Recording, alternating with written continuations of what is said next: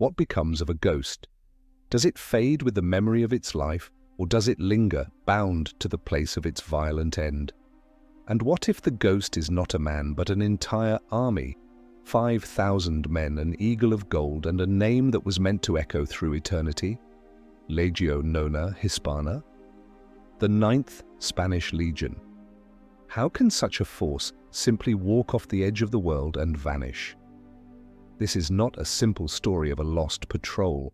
This is the mystery of how a cornerstone of the Roman war machine was erased from existence, leaving behind a silence more terrifying than any record of defeat.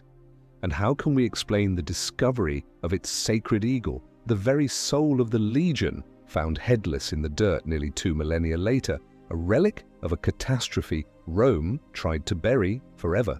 The story of the 9th is a scar on the face of history, a testament to the fact that some frontiers are not meant to be crossed, and some secrets are kept not in archives but in the earth itself. The legion was born in blood and baptized in fire. Forged in the brutal campaigns of Hispania, it earned its cognomen, its surname, by breaking the will of the Cantabrian and Asturian tribes, some of the most ferocious warriors ever to face the Roman legions. It learned a particular kind of warfare in those mountains, a grim, grinding business of sieges and suppression. It was not a legion of flashy victories, but one of stubborn endurance. It was a blunt instrument designed to hammer rebellious provinces into submission. It bled in Gaul under the command of Julius Caesar himself. It fought in the civil wars that tore the Republic apart and gave birth to the Empire. Its history was written in the notches on its gladi and the scars on its veterans. By the time it was deployed to the newly conquered province of Britannia in the year 43 of our era, the 9th was already old. It was a unit with a reputation, a legacy of quiet, bloody-minded professionalism. But Britain was different. It was a land of mist and shadow, of dense forests and trackless bogs inhabited by tribes who fought with a suicidal fury that unnerved even the most hardened centurions. The empire built walls to protect itself from barbarians, but the most terrifying enemy is always the one the legionary sees in the reflection of his own shield. For 17 years, the 9th pushed the frontier northward, building forts, paving roads, and killing Britons. It was a slow, ugly war of attrition. Then in the year 61, hell broke loose. While the provincial governor, Gaius Suetonius Paulinus, was campaigning on the island of Mona, slaughtering Druids, a firestorm of rebellion erupted behind him. It was led by a woman, Boudica, queen of the Iceni tribe, a figure of terrifying charisma and righteous fury. Flogged, her daughters violated, her kingdom stolen, she rallied the tribes with a promise of bloody vengeance.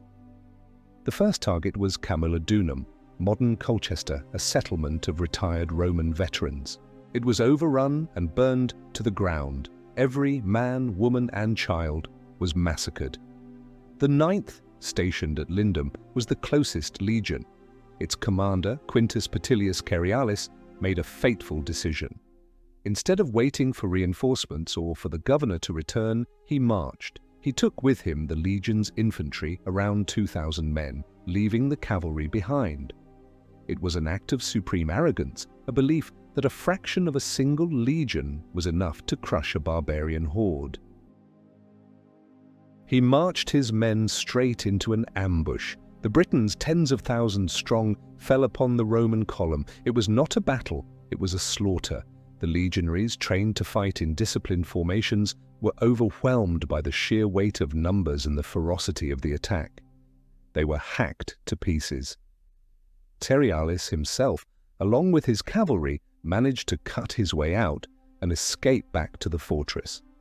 The infantry, every last man, was annihilated.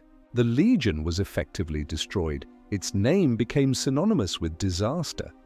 When Suetonius Paulinus finally confronted and defeated Boudica's army, he did it with the 14th and 20th legions. The 9th was a shattered remnant, a collection of terrified survivors hiding behind their walls. Any other unit would have been disbanded in disgrace. Its number would have been stricken from the rolls, its memory erased. But Rome did not discard the 9th. It was too symbolic, To admit such a total defeat was to show weakness, so the legion was rebuilt. Thousands of fresh recruits were shipped in from the Germanic provinces, raw youths who now had to wear the tarnished name of the 9th Hispana. They were a legion of ghosts commanded by a man who had led their predecessors to ruin. What is more frightening for a soldier, the enemy's fury or a commander's order that leads to certain death? The 9th was reborn in shame, destined to serve on the very frontier that had almost consumed it. It was a punishment, a penance to be paid in sweat and blood on the northern edge of the known world. Its history of defeat was not an ending, but a prologue to an even darker mystery. The Legion was given a new life, but it was a life chained to the edge of the world. After the trauma of the Boudiccan revolt, Rome's strategy in Britain shifted.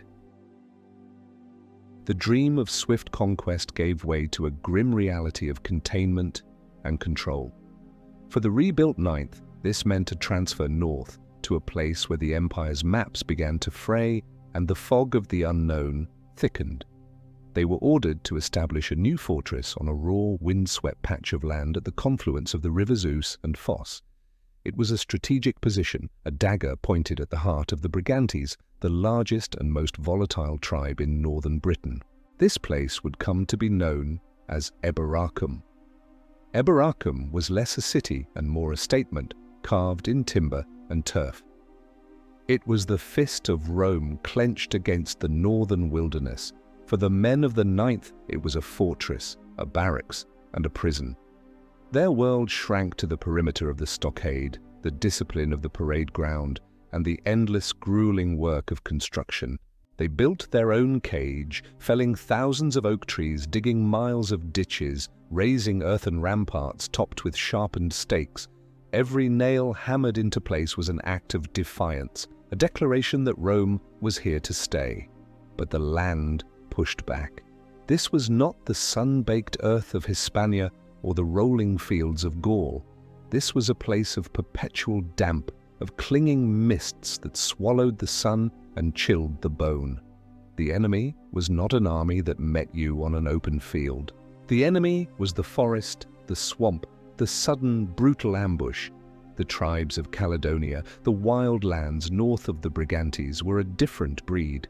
They were the Picts, the painted ones, warriors who seemed to emerge from the very landscape, their bodies covered in terrifying blue tattoos. They did not fight for territory in the Roman sense. They fought for honor, for plunder, and for the sheer, bloody joy of killing invaders. For the legionaries of the 9th, life became a state of constant, low-grade paranoia. Patrols that went out into the dense forests would sometimes return with fewer men, with no story to tell other than a sudden shower of arrows from an unseen enemy, a brief, chaotic skirmish, and a hasty retreat. The centurions, the hardened backbone of the legion, struggled to maintain discipline. How do you train men to fight an enemy who refuses to stand and fight? How do you maintain formation when the terrain itself is designed to break it? The Roman art of war, a science of logistics, engineering, and overwhelming force, was being tested by something ancient and chaotic. The 9th Legion was not just an army, it was an island of order in an ocean of savagery. Beyond the fortress walls they built roads, straight and true, slicing through the wilderness. They built bridges over rushing rivers. They established villas and farms trying to replicate the world they had left behind. But it was a fragile illusion. The wild was always pressing in, a constant, menacing presence. Could you maintain discipline when the entire world around you descends into primitive chaos? The soldiers were haunted by the legion's past. The new recruits heard the whispers of the few remaining veterans of Boudicca's war, stories of the horror of that day, of a legion torn apart. The defeat was a stain on their honor, a ghost that walked the battlements of Eboracum on misty nights. They had something to prove. They were more aggressive, more brutal in their dealings with the local tribes than other legions. Every act of defiance was met with overwhelming force. Villages were burned, rebels crucified. The 9th was earning a new reputation, not just as a legion of survivors, but as a legion of butchers. They were Rome's iron fist in the north, holding the line against the encroaching darkness. A fragile peace was established, maintained by fear. The Brigantian queen, Cartimandua, was a client of Rome, but her authority was constantly challenged by factions within her own tribe who despised the Roman presence. The ninth was the guarantor of her rule, and by extension, of Roman control. It was a tense, unstable standoff. For decades, this was the rhythm of the ninth's existence: construction, patrol, and brutal suppression. They were the guardians of a wall that did not yet exist, a human barrier against the untamed north. And then, around the year 108 of our era, something changed. The archaeological record at Eboracum shows signs of destruction, of a fortress hastily rebuilt. Roman historians like Tacitus speak of renewed trouble in Britain. The tenuous peace had shattered. The northern tribes were on the move, united by a new leader or a new purpose. The details are lost to us, swallowed by the silence of the past. But what is clear is that Eboracum was under threat. The Ninth Legion found itself once again on the front line of a major war. They had been sent to the end of the world to pay for their past failures, but the world had followed them, and it was demanding another pound of flesh. The fortress they had built to keep the wilderness out was about to become their final sanctuary before a march into oblivion.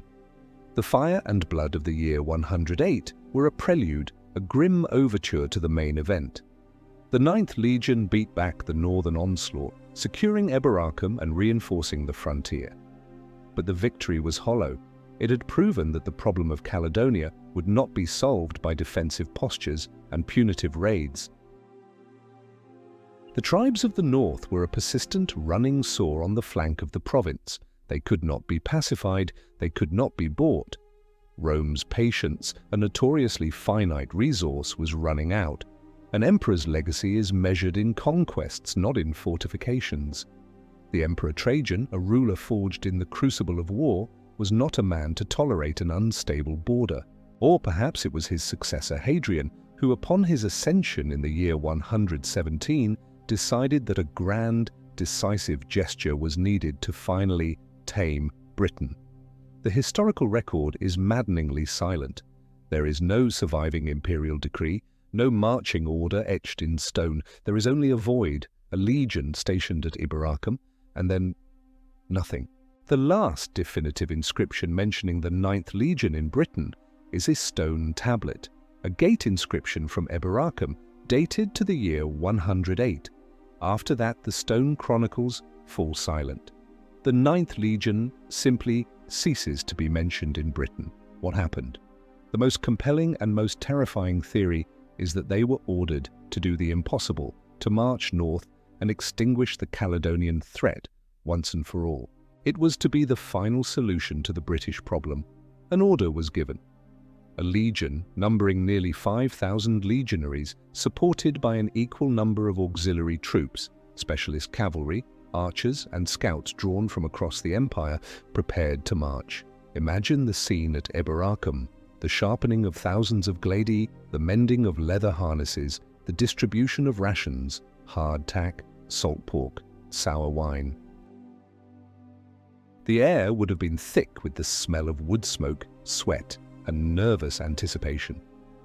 These were not the green recruits who had rebuilt the legion after Boudicca's rebellion. These were seasoned veterans, men who had spent their entire adult lives fighting in the damp chill of northern Britain. They knew the enemy, they knew the terrain, and they must have known what this mission meant. It was not a patrol, it was an invasion. They were not marching to a known destination. They were marching into the blank spaces on the map, into the heart of the mist. Their commander, the legionary legate, remains a ghost to us. His name is lost, his fate unknown. Was he an ambitious politician seeking glory? A grizzled veteran following his final orders? We will never know. He was the man tasked with leading 10,000 men into a land that had swallowed armies before. The legion would have marched out of the great gates of Eboracum in full battle array. the sun glinting off their segmented armor, their rectangular shields painted with the legion's emblem, their hobnailed boots pounding the Roman road in perfect, terrifying unison. At the head of the column marched the aquilifer, the eagle-bearer, clutching the legion's sacred standard, a golden eagle with outstretched wings, the physical embodiment of the honor and spirit of the Ninth. To lose the Aquila was to lose everything. The first days of the march would have been deceptively simple. They were still in Roman-controlled territory, following the military roads they themselves had built. But then they crossed the line. They moved beyond the last outpost, the last watchtower. They entered Caledonia. The landscape changed. The rolling hills gave way to rugged mountains, the managed woodlands to ancient, impenetrable forests. The Roman roads disappeared, replaced by rough tracks or no tracks at all. The mist became a constant companion, a damp shroud that limited visibility and muffled sound. The enemy was everywhere and nowhere. The Caledonians did not offer a pitched battle. That would have been suicide against a Roman legion in open terrain. Instead, they bled them. A hail of arrows from a wooded ridge, a javelin thrown from the mist, a carefully concealed pit filled with sharpened stakes. Small, lightning-fast raids on the baggage train, cutting down pack animals and killing the guards before melting back into the wilderness. The legion was a great, iron-clad beast, powerful but slow. And the Caledonians were wolves, nipping at its heels, wearing it down, testing its defenses. Every mile gained was paid for in blood and exhaustion. The Roman machine, so effective in organized warfare, began to sputter. The carefully planned logistics started to break down. Foraging parties were ambushed, scouts disappeared without a trace, communication with Eboracum became impossible. The Ninth Legion was alone, pushing deeper and deeper into a land that did not want them there. They were no longer an army of conquest. They were becoming a column of trespassers, marching inexorably towards a confrontation they could not win, following an emperor's last, fatal order. The Caledonian wilderness was not a passive stage for the Roman invasion. It was an active combatant. The mountains, with their steep, trackless slopes, and the dense forests, tangled with ancient undergrowth, were perfectly suited to the natives' style of warfare and utterly hostile to the Roman way. A legion's strength lay in its cohesion, its ability to maintain a solid, bristling line of shields and steel. But in this terrain, the neat cohorts were forced to stretch into long, vulnerable columns, winding through narrow glens and treacherous mountain passes. The earth itself became the enemy. Bogs and marshes, hidden beneath a deceptive layer of green, could swallow a man whole, pulling him down into the cold, dark mud. The relentless rain turned gentle streams into raging torrents, sweeping away makeshift bridges and cutting off parts of the column from the main body. The mist was the worst. It was a constant, disorienting presence that played tricks on the eyes and nerves.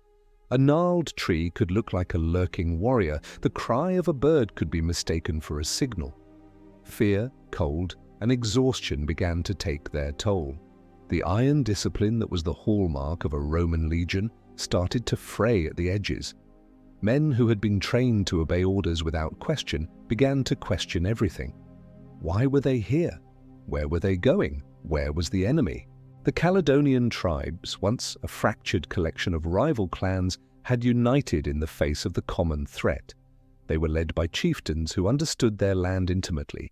They knew every secret path, every defensible ridge, every perfect spot for an ambush. They shadowed the Roman column, a constant, unseen presence. They never gave the legion a single, clear target. The war became a series of brutal, chaotic skirmishes. A Roman patrol sent to scout ahead would walk into a perfectly laid trap.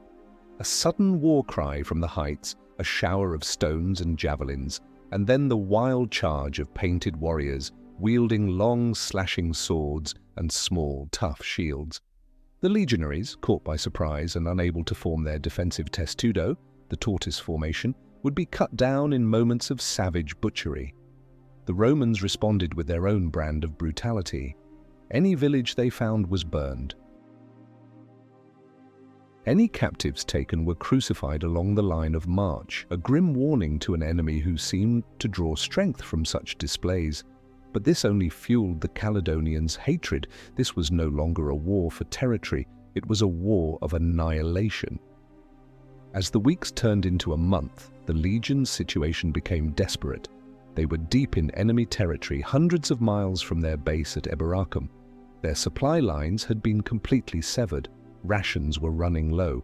The men were reduced to eating their pack mules and whatever they could forage from the barren landscape. Disease, the silent killer of ancient armies, began to spread through the ranks. Dysentery, fever, pneumonia, brought on by the constant cold and damp. The legionaries, these conquerors of the known world, were being broken not by a great army, but by 1,000 tiny cuts, by hunger, sickness, and the gnawing terror of the unknown. Panic began to set in. Men saw ghosts in the mist and heard whispers on the wind. The rigid hierarchy of the legion started to crumble. Tensions flared between the legionaries and the auxiliary troops, who were often used as expendable screening forces. There were whispers of mutiny. The centurions, the hardened, non-commissioned officers who were the glue that held the army together, had to resort to summary executions to maintain order. A flogging for a moment's hesitation, a death sentence for falling asleep on watch. The 9th was turning on itself, the disciplined organism devolving into a mob of terrified, starving men. They were trapped. To advance was to push deeper into the nightmare. To retreat was to run a gauntlet of ambushes through territory they had already alienated with their own brutality. The legate, that nameless, faceless commander, faced an impossible choice. He was a product of a system that did not tolerate failure. A retreat would mean disgrace and the end of his career. Pushing forward offered the slimmest hope of a decisive victory that could redeem the entire disastrous campaign. And so they pushed on deeper into the Caledonian meat grinder. The legion that had been sent to bring order to the north was now a perfect embodiment of chaos, a lumbering, wounded beast, bleeding from 100 wounds, stumbling toward its final, unrecorded grave. There is no historian to tell us of the 9th Legion's final hours. There is no triumphant column in Rome depicting their defeat. There is only silence and the whispers of the land itself. The end, when it came, was likely not a single epic battle in the style of Cannae or Zama. It was probably a drawn-out, agonizing death, a final convulsive spasm in a campaign that had been a catastrophe from the start. The remnants of the legion, perhaps no more than half their original strength, starving, sick, and demoralized, were finally cornered. Perhaps they were lured into a valley from which there was no escape, a place the Romans would later call Vallum Doloris, the Valley of Grief. The surrounding hills would have suddenly come alive with thousands of warriors, their war horns echoing off the stone, a sound to curdle the blood. The centurions would have screamed at their men, their voices raw with desperation, trying to form them into defensive circles, the last resort of a broken army. The legionaries, moving with the sluggishness of exhausted men, would have locked their shields, their spears pointing outwards, creating islands of discipline in a sea of chaos. But it was hopeless. The Caledonians swarmed down from the heights, a tidal wave of fury. They didn't charge the shield walls head-on.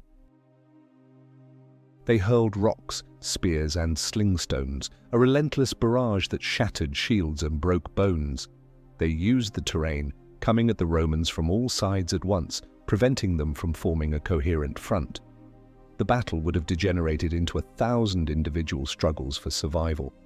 Roman discipline, the key to their military dominance, evaporated in the face of such overwhelming, disorganized violence. It was man against man, a desperate, hacking, stabbing affair in the mud and the rain. A centurion, his helmet crested with horsehair, would have stood his ground, a rock against the tide, cutting down warrior after warrior before being overwhelmed, his death cry lost in the din. Legionaries, separated from their comrades, would be surrounded, pulled down, and butchered. In the center of the largest surviving formation would have stood the Aquilifer. His position was not just symbolic, it was the legion's rally point, its heart. As long as the eagle stood, the legion lived. He would have been protected by a ring of the best veterans, the primus pilus, the first centurion, at their head. The fighting around the standard would have been the most intense, the most savage. The Caledonians knew what the eagle meant. To capture it was to capture the very soul of their enemy. One by one, the eagle's defenders would have fallen. The Aquilifer himself, a man chosen for his strength and courage, would have fought like a cornered lion, using the weighted base of the standard as a weapon. But in the end, he too would fall. The moment the golden eagle tipped, wavered, and crashed into the bloody mud was the moment the 9th Legion truly died. For Rome, the loss of a legion was a tragedy. The loss of its eagle was an unforgivable sacrilege, a stain upon the honor of the emperor and the entire state. A legion without its eagle was a legion of the damned, its name a curse. The battle was over. The survivors, few as they must have been, were likely hunted down and killed or taken as slaves to face a fate worse than death. The wild lands of Caledonia had swallowed an entire Roman legion, leaving not a single trace. No bodies were ever recovered, no weapons were returned, no prisoners were ever ransomed. They simply vanished. The 9th Spanish Legion, a unit that had served Rome for over 200 years, ceased to exist. Its name disappeared from the official lists of the Roman army. Its fate became a whispered horror story, a cautionary tale told to new recruits about the dangers of the northern frontier. The loss was so total, so absolute, that it defied belief. In the absence of facts, legend began to grow, a legend of a ghost army forever marching through the misty glens of Scotland, eternally searching for its lost eagle. The truth of their last battle remains buried, a secret kept by the silent mountains of a land that refused to be conquered. The news of the 9th Legion's annihilation would have trickled back to Roman Britain, not as an official report, but as a series of terrifying rumors. A scout, half mad with fear, stumbling into an outpost with a garbled story of a massacre. Traders hearing whispers from the northern tribes of a great victory. The deafening silence from a legion that had simply stopped communicating. For the Roman administration in Britain, and eventually for the emperor in Rome, this was a political and military disaster of the highest order. It was a failure that could not be admitted. The empire was built on the myth of its own invincibility. The idea that a legion, the very symbol of Roman power, could be utterly wiped out by a rabble of painted barbarians was unthinkable. It could inspire other rebellions across the vast territories Rome controlled. The truth had to be managed. It had to be buried. The first step was a conspiracy of silence. The 9th Legion was quietly removed from the official army lists. It was not recorded as destroyed. It was simply gone, as if it had never existed. This act of administrative erasure was a powerful piece of psychological warfare. Acknowledging a defeat gives the enemy a victory. Erasing the event from history denies them that satisfaction and creates a chilling void, a warning of Rome's power not just to kill, but to make its enemies and even its own failures disappear from memory. But silence was not enough. The northern frontier was bleeding. The victorious Caledonian tribes, emboldened by their success, would have increased their raids, pushing south into the lands of the Brigantes.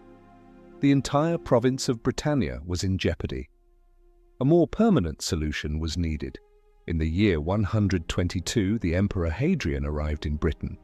He was not a conqueror like his predecessor Trajan. Hadrian was a consolidator, an administrator, a man who understood that the empire had reached its natural limits.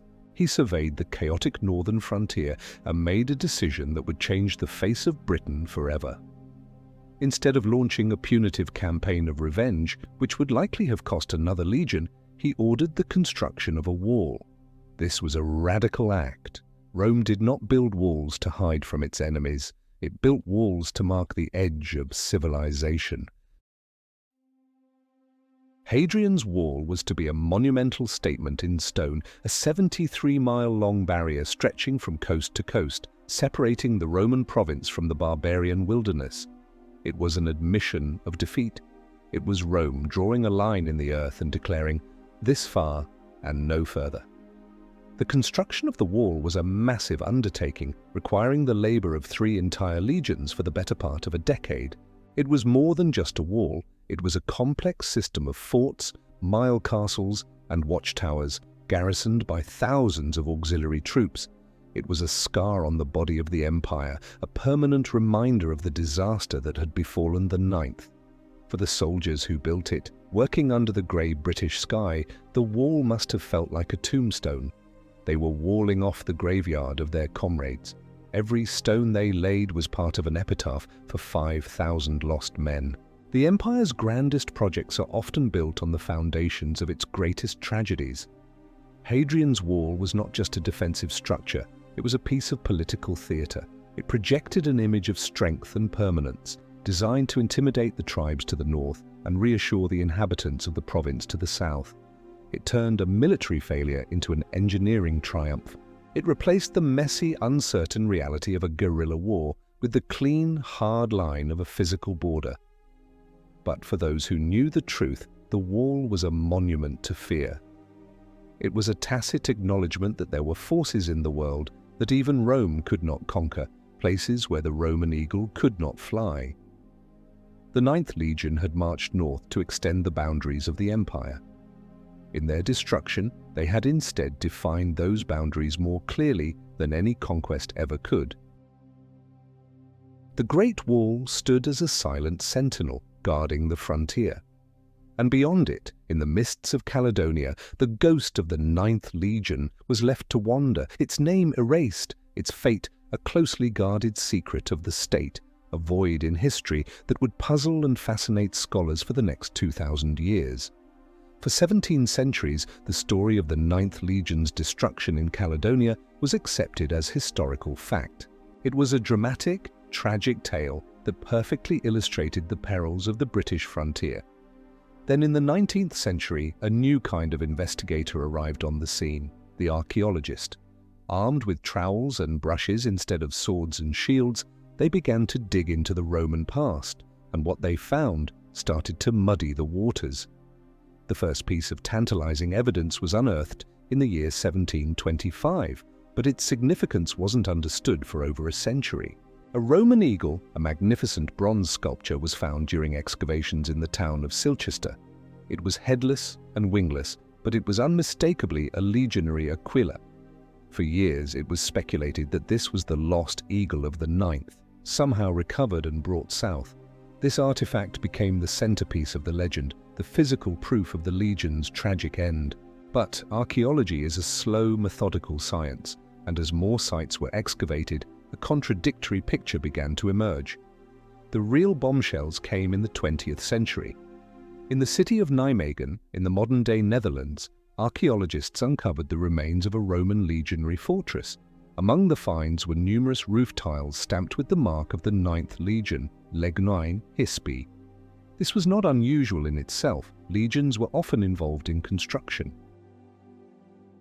The shocking part was the dating. The pottery and coins found alongside the tiles suggested that the fortress was occupied well into the 120s of our era, years after the legion was supposed to have been annihilated in Britain. How could a legion that was destroyed in Caledonia around the year 119 be building a fortress in Germania hundreds of miles away a few years later? The plot thickened. Inscriptions began to turn up across the empire mentioning high-ranking officers who had served with the 9th. One such inscription named a man, Lucius Aemilius Carus, who was a governor in Arabia in the 140s, and listed his career history. His record stated that he had been decorated by the Emperor Hadrian for his service in the Jewish War.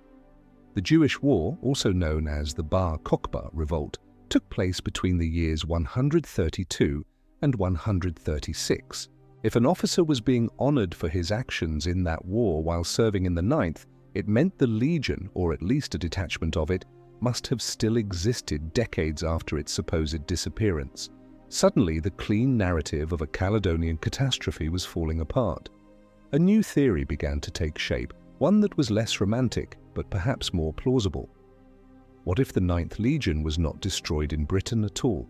What if it had suffered heavy casualties in the northern uprisings around the year 108, but was not wiped out? Perhaps the Legion was simply withdrawn from Britain, its numbers so depleted that it was no longer considered an effective fighting force for the brutal frontier. It might have been transferred to a quieter part of the empire, like the fortress at Nijmegen, to rest, refit, and rebuild. The historical detective story was now in full swing. The case of the missing Legion had become a complex puzzle with conflicting clues. On one side, you had the deafening silence from Roman historians about the Legion's fate in Britain and the undeniable fact of Hadrian's Wall, a structure that screamed defensive crisis.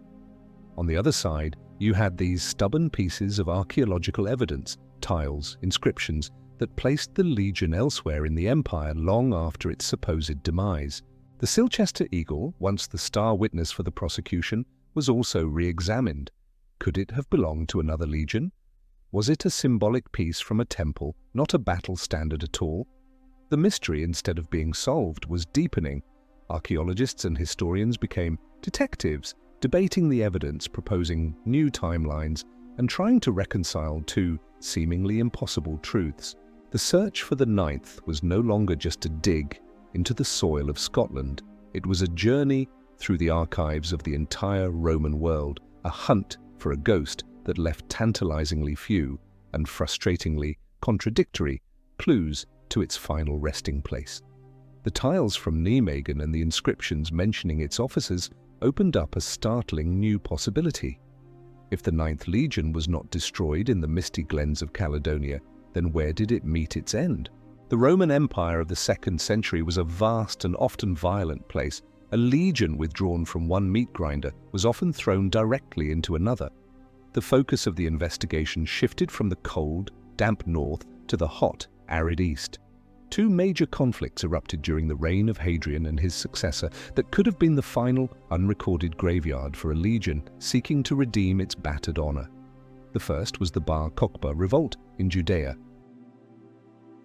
This was not a minor uprising, it was a full-scale, incredibly bloody war. From the year 132 to 136, Jewish rebels, led by the charismatic Simon Bar Kokhba, fought a brilliant and brutal guerrilla war against Roman rule. They inflicted staggering casualties on the legions sent to suppress them.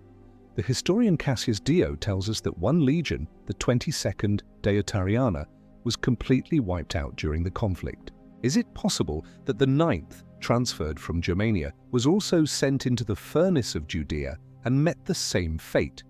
Sending a legion with experience in brutal guerrilla warfare, as the 9th had in Britain, to face a similar foe in the hills of Judea makes a grim sort of strategic sense.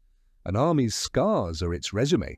A legion disgraced in one province could be ordered to atone for its past with blood in another. The idea of the 9th, survivors of the northern mists, perishing under the scorching sun of the Middle East, is a powerful one. It would explain their final disappearance from the records. Rome, having already lost one legion in the war, might have chosen to quietly erase the loss of a second, already troubled unit to conceal the true, horrific cost of the Judean campaign. The second possibility lies even further east, on the volatile border with the Parthian Empire, Rome's great superpower rival. In the year 161, war broke out with Parthia over control of the Kingdom of Armenia.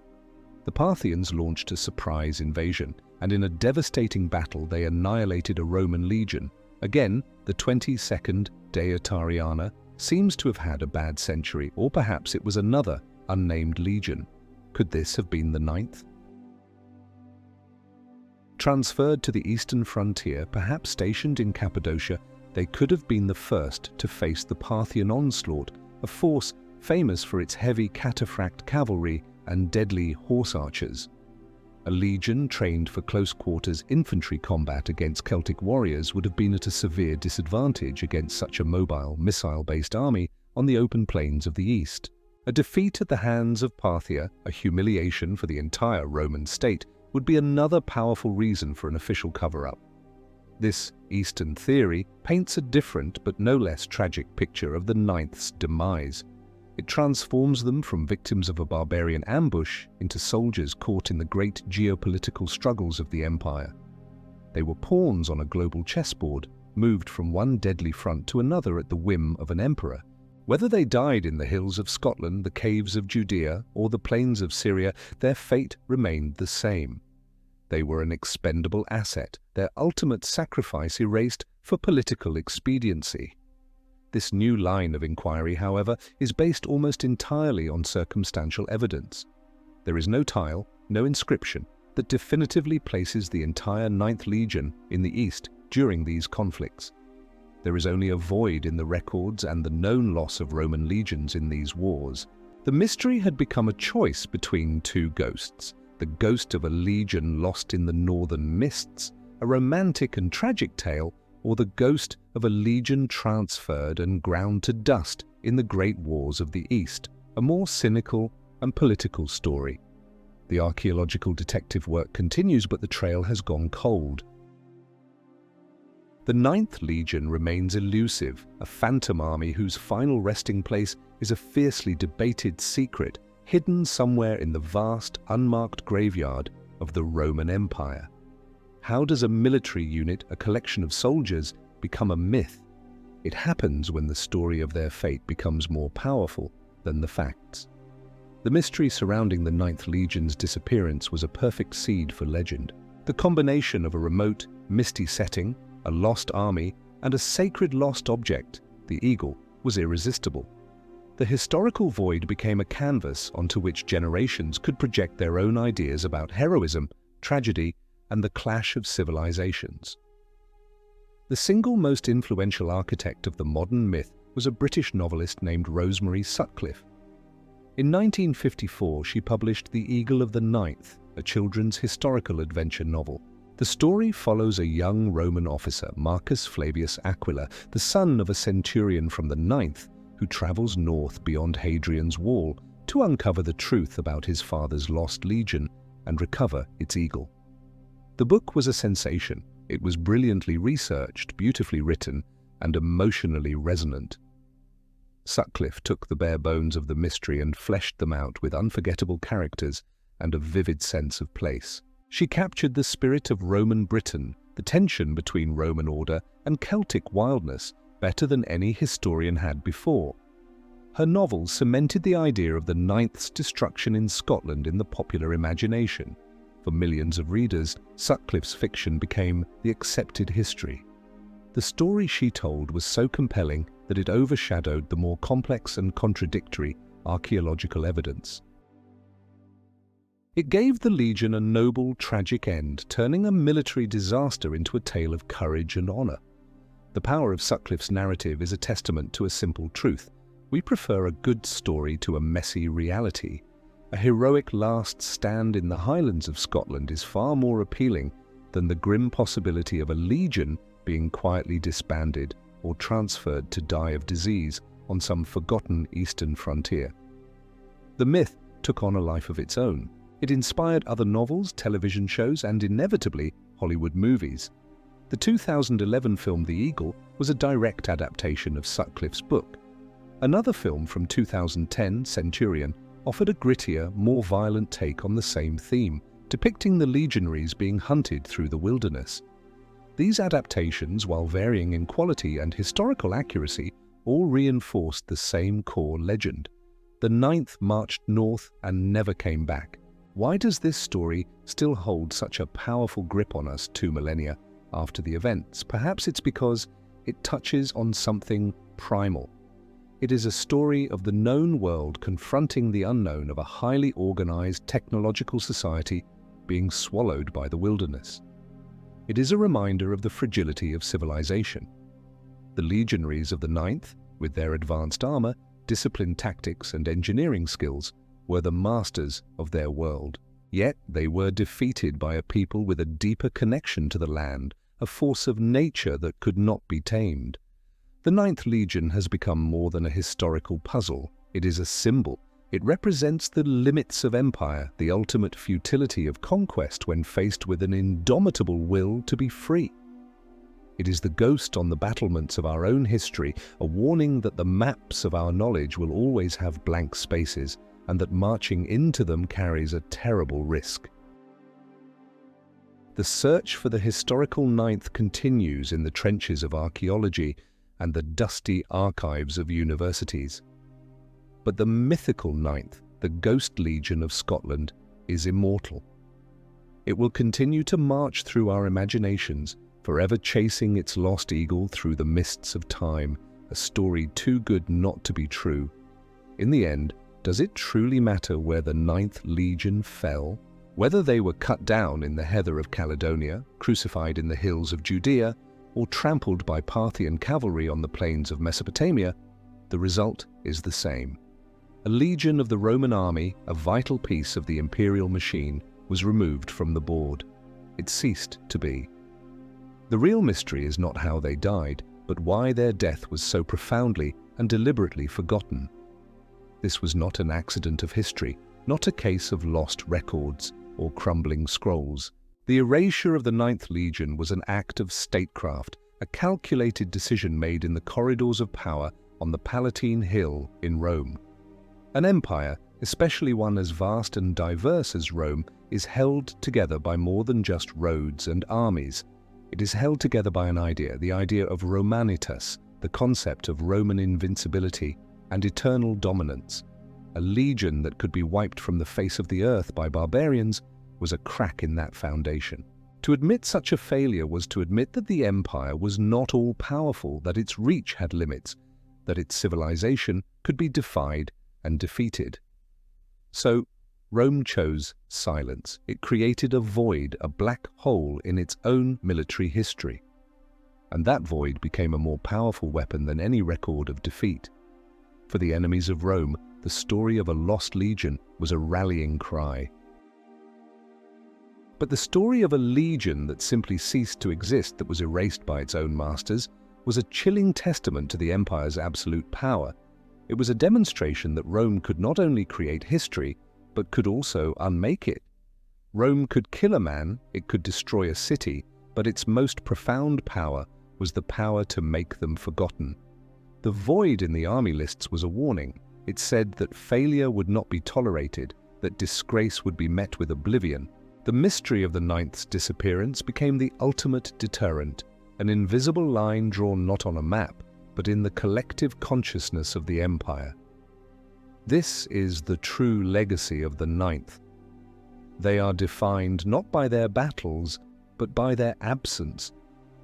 They are famous not for what they did, but for what was done to them after they were gone. They are the legion that Rome sacrificed twice, once on the field of battle and a second time on the altar of imperial propaganda. They are a reminder that the first casualty of any war is not truth, but memory. The search for answers will continue. A farmer's plough may one day turn up a shield boss in a Scottish field. A builder's shovel may uncover a burial pit in the Israeli desert. A new inscription may be found in Turkey, but it is unlikely that we will ever find a definitive answer. The silence that Rome imposed 2,000 years ago has proven to be remarkably enduring, and perhaps that is how it should be. The mystery is the point. The Ninth Legion's fate is a question mark hanging over the history of the Roman Empire, a permanent reminder that even the greatest powers on earth will eventually confront something they can neither conquer nor comprehend. And in that confrontation they are forced to reveal their true nature. Rome chose to hide its failure behind a wall of stone and a veil of silence. It left behind a ghost story, a legend that has outlasted the empire itself. The Ninth Legion did not just disappear from the world, it disappeared into myth, becoming an eternal symbol of the darkness that lies just beyond the furthest watchtower, at the very edge of the map. Rome erased the Ninth Legion from its chronicles, transforming a military catastrophe into a tool of control and a state secret. They crafted a legend of silence to protect the borders of their reality. But we, their distant descendants, are driven by a different impulse, the relentless pursuit of truth, no matter the cost. This leaves us with a fundamental question about how we build our own world. Tell us what you believe is more essential for a civilization's survival: the uncomfortable, destabilizing power of a historical truth, or the unifying, protective power of a noble lie. Your opinion matters. Leave your choice in the comments below.